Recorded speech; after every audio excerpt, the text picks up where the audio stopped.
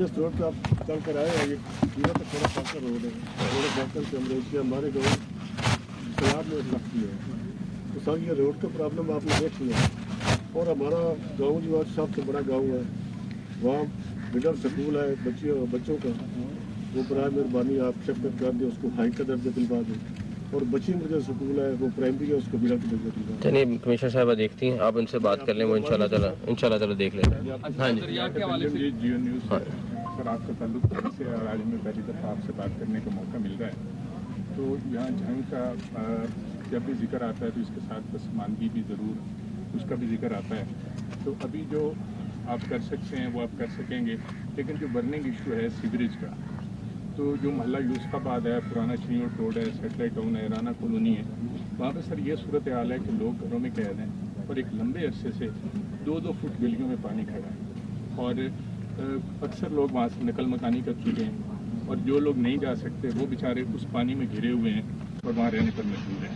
तो ये जब बात की जाती है तो पंजाब स्टेट प्रोग्राम के हवाले से बताया जाता है कि इस पर काम हो रहा है, लेकिन उसको तो सर एक लंबा अरसा लगेगा। देखें वो जेस्का का कोई प्रोजेक्ट है, आई थिंक वो है, उसके ऊपर ये लोग ऑलरेडी पहले से प्लान कर रहे थे और उसकी कोशिश कर रहे हैं कि ये उस पर करें। डेफिनेटली ये पूरे पंजाब में ये वाले ख़ास तौर पे जो हमारे छोटे शहर हैं उन सारी जगहों पे इशू है, जंग में ख़ास तौर पे ये मैं खुद विटनेस हूँ, है इशू। लेकिन ये है कि इन्होंने डीसी साहब ने दी है प्रपोजल, इंशाल्लाह उसके ऊपर हम लगे हुए वो कर रहे हैं। जब से आप इमरान वज़ीर आला बने हैं, जंग कम से कम डेवलप होना ज़रूर शुरू है, लेकिन इसका फ़ायदा कुछ सियासी लोग उठा रहे हैं, इस हवाले से आप क्या नहीं, हम तो मेरा ख्याल है एक बंदे को या 2 बंदों को क्रेडिट जाता है, वो ये 2 खड़े हुए डीसी साहब और कमिश्नर साहब है जिन्होंने ये मेहनत करके करा रहे हैं। अच्छा सर, जिस जगह हम मौजूद हैं सर, यहाँ पे जो सैलाब की सूरत हाल है वो तो हर साल होती है, लेकिन इंतजाम इस दफ़ा बहुत अच्छे थे, लेकिन सबसे बड़ा सर यहाँ के आवाम पे जो मसला है वो दरिया बहुत हो रही है उनकी ज़रिए अराज़ी से, कटाव से जो दरियाई क्या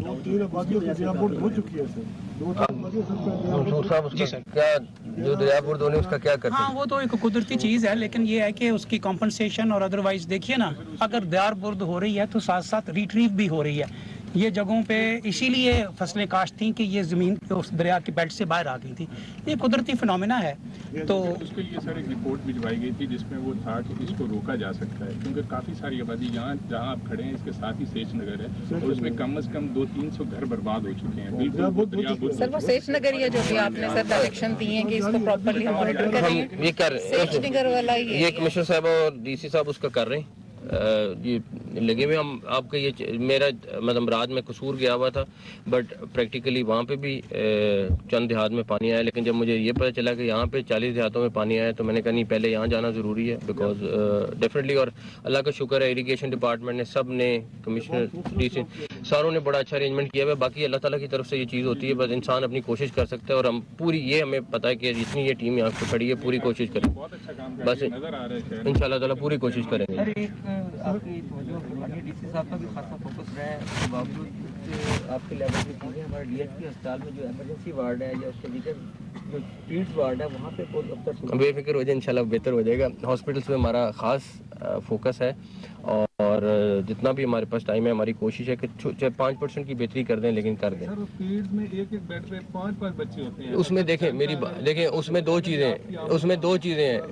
अगर मैं इनको कह दूं एक बेड पे एक बच्चा करना है ना, तो 4 बच्चे हॉस्पिटल से बाहर होंगे, उसका जिम्मेदार कौन होगा?